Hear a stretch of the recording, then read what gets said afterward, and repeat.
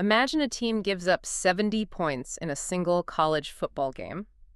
Right. Historically, that team is laughed out of the stadium. Oh, absolutely. The coordinator's fired on the tarmac. Exactly, written off for the rest of the year. But today, we just crowned them the #1 team in the entire country. And rightfully so. Well, we'll get into that.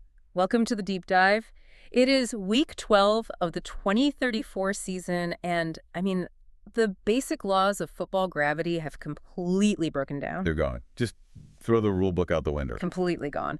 We are cutting through the noise today to unpack the defining arguments of a season where, frankly, the math no longer makes sense. None of it. For you listening, our mission today is to look at these unprecedented box scores, tear apart the definition of a good resume, and examine whether the most dominant dynasty of our modern era is actively collapsing before our eyes. It is a profound structural stress test for the entire sport. I mean, when chaos of this magnitude reigns, you just cannot rely on the traditional eye test anymore. It's broken. It really is. You have to anchor yourself to the underlying mechanisms, right? The strength of schedule algorithms, the offensive pace of play data. That's how we find the truth. Because right now, the narratives are absolutely spinning out of control. No, totally. I am still marveling at the sheer absurdity of it. We are heading into the final stretch of the season with just an unprecedented level of unresolved tension. And to really grasp how inverted this landscape is, you have to start at the very top. The controversy. The defining argument of the season. Auburn just leaped from #3 to #1. Which is a massive, unprecedented jump this late in November. Right. And they displaced Ohio State, who dropped from #1 to #2, despite being the absolute only undefeated team left in the entire country. Look, I get why people are upset, but let's talk about why Auburn jumped them. Let's lay out the resumes. Auburn gets bumped to #1 based on a solid win over Michigan. And the game everyone cannot stop talking about, that mind-bending 73-70 victory over Texas last week. A clash of titans. Yeah. A legendary performance. Meanwhile, Ohio State's resume is anchored by a massive 51-48 win over Florida earlier in the season. But here's the thing. Does an unblemished record, like Ohio State's, mean more than surviving historically chaotic, high-scoring clashes like Auburn just did? Yes. It should. We have to look at the glaring red flag with Auburn. They surrendered 70 points. They won the game.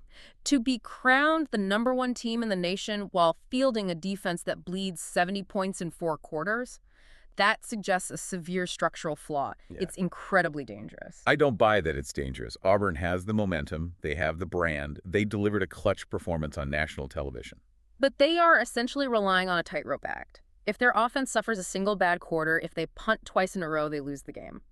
Let me test an analogy on you to see if we can frame this for the listener. Go ahead. If you're looking at these two teams, is Auburn basically a high-risk, high-reward tech startup? You know, the kind of company that posts record-breaking revenue numbers, but they take these massive, terrifying financial hits. Sure. Okay. The ceiling is absolute market domination, but the floor is bankruptcy.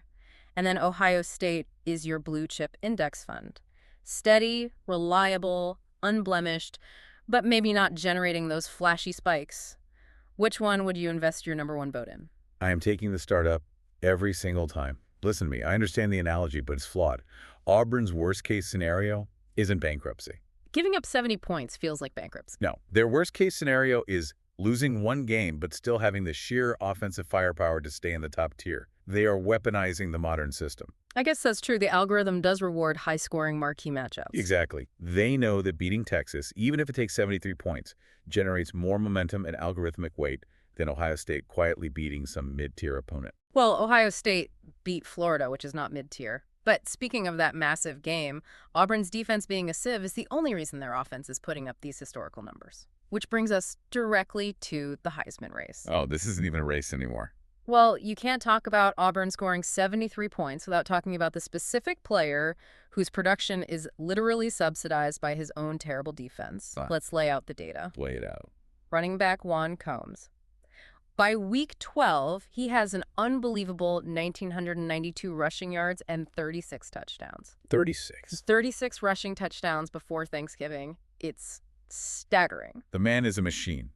He already won the Heisman after that Texas game. It's over. Hand him the trophy right now. Hold on. We have to look at the other sideline of that 73-70 shootout. Texas wide receiver Barry Pitts. Phenomenal player, but he didn't win the game. But look at the stats. He is sitting at 103 catches, 1,760 yards, and 20 touchdowns.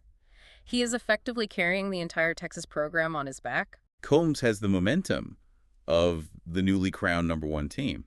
That matters to voters. But doesn't Pitts define what it means to be the most valuable player? Defenses double team him on every snap. They know the ball is going to him, and he still pulls down over 100 catches.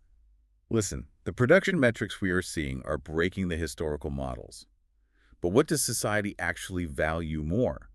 Juan Combs is pushing the #1 team to the summit. But is that just momentum bias? Are we just voting on momentum? If Combs locked it up in the minds of the public after a coin flip game, that's just narrative over actual value. The Heisman has always been a narrative award. But it shouldn't be. Yeah. And there are other incredible players, right? USC's Trevon Finley and Jamie Sosa, or Scott Woolabaugh over at Eastern Michigan. Great players, sure. They are having historically great seasons, but they are completely eclipsed by the systemic chaos at Auburn and Texas.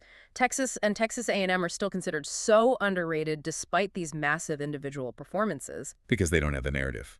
Combs has the narrative of the undefeated conqueror. Pitts has the narrative of the tragic hero fighting valiantly in a loss. It's that simple. I still think Pitts is the best player in football right now, bar none. But let's pivot. Because to your point about massive narrative-defining games, we have to look at Ohio State's claim to the #2 spot. The Florida game. Right. Their 51-48 win over Florida.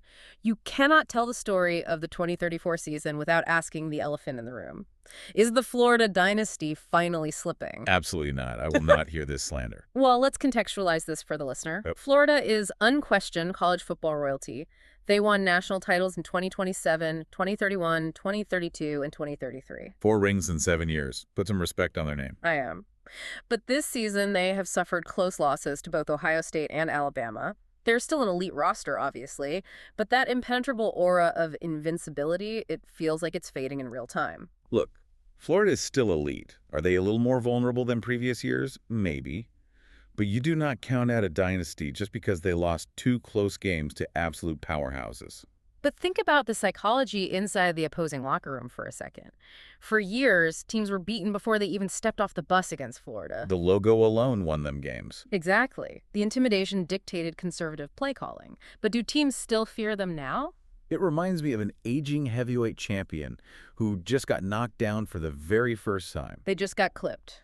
It happens. But the aura is pierced. Even if the punch was a lucky hook, the rest of the contenders suddenly realize the champ can bleed, and that changes the actual mathematics of the game. See, I think people are jumping the gun. The mechanics of how sports dynasties fall, it rarely happens all at once. No, it happens in close games against other elite teams, like Ohio State and Alabama. It doesn't make them a bad team. It just proves they are finally playing against teams that can match their execution. But Florida is not going anywhere. I guess we'll see. But while Florida might be vulnerable, at least we know exactly who they are. They are a wounded giant. Right, a dangerous one.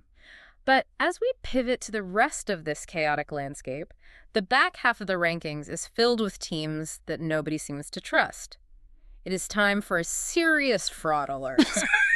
Let's separate the contenders from the pretender. Oh, I am ready for this, because there are some absolute frauds walking around right now. Let's list the suspects. We have USC, Oregon, LSU, and frankly, some people are even calling Auburn frauds. I will aggressively defend Auburn, but let me tell you who the real fraud is. It's Oregon. Oregon. You really think they are the biggest illusion? Unquestionably. They are constantly questioned on a national level for a reason. They are soft. Soft in the trenches, you mean? Exactly. When they get hit in the mouth in November by a power run defense, they fold. I don't trust Oregon for a single second. Okay, but what about USC? I mean, look at what just happened. They destroyed Washington 56-23. Yeah, their offense is elite. Elite offense, sure, but a notoriously weak defense. If your defense is a sieve, aren't you just building a mansion on top of a sinkhole? I mean, they still score 50 set points. But the mechanics of it. Right. When USC's offense scores a touchdown in 4 plays, taking 45 seconds off the clock, their defense is forced right back onto the field. In playoff football, that sinkhole will swallow them whole. At least USC has an elite unit. Let's talk about LSU. Oh, LSU. This one just blows my mind. They are sitting at an ugly 7-4 record. 7-4. I know. And somehow, they are still miraculously alive in the playoff conversation. I think LSU is the most fraudulent ranked team right now. Well, it's the algorithm. The strength of schedule keeps them alive. It's mathematically absurd. The system heavily weighs a quality loss against a top 5 SEC team. So beating nobody matters less than losing to Alabama. It's the sheer gravity of the LSU brand. It acts as an algorithmic shield. The committee is forgiving their defeats because of who they played. It creates this zombie team that refuses to die. It keeps them alive far longer than a smaller program with the exact same resume. And then you have Auburn, who is accused of just winning chaos games. Auburn is not a fraud. They win games. Period. We'll see. The beauty of Week 12 is that none of these debates, the algorithms, the Heisman, the crumbling dynasties, none of it will be settled in a spreadsheet. It will be settled on the grass. That's right. The sheer accumulation of game data will force a conclusion. So before we wrap up, let's put our chips on the table for the listener. Based only on the factual data we've discussed today, prediction time. First up, national championship. I am taking Auburn. Really? Even Yeah. with that defense? Yes. When you have the momentum they have and a running back dropping 36 touchdowns, that's a trump card. They will outscore everyone. Who do you have? I'm sticking with the reliable index fund. Ohio State. The mechanism of their 51-48 win over Florida proves they can win high-variance games without surrendering 70 points. They have the highest structural floor. We'll see about that. Moving on. Heisman prediction. Who you got? Juan Combs. The psychological momentum of the #1 team is too strong. 36 touchdowns is undeniable. I am taking Barry Pitts. Carrying an entire system, pulling down 103 catches while being the sole focus of every defense perfectly defines value. He's the best player in football. Now give me one bold hot take for the rest of the season. Oh, I've got one. That 7-4 LSU zombie season we just talked about, Yeah. they are going to completely ruin a top contender's dreams. Oh. I'm serious.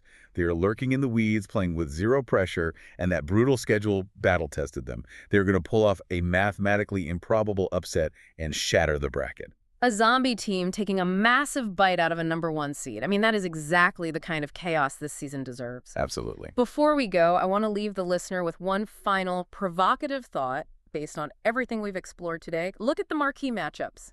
73-70, 51-48, 56-23. Insane numbers. If the #1 team in the country is willingly giving up 70 points in a single game and still winning, are we witnessing the complete death of defensive football? It makes you wonder. Has the sport structurally mutated to a point where stopping the opponent is mathematically irrelevant as long as you can score 70? It's a wild thought to ponder. We want to thank you for joining us on this deep dive. Keep an eye on the rest of this 2034 season through this new lens, and keep questioning the chaos. Until next time.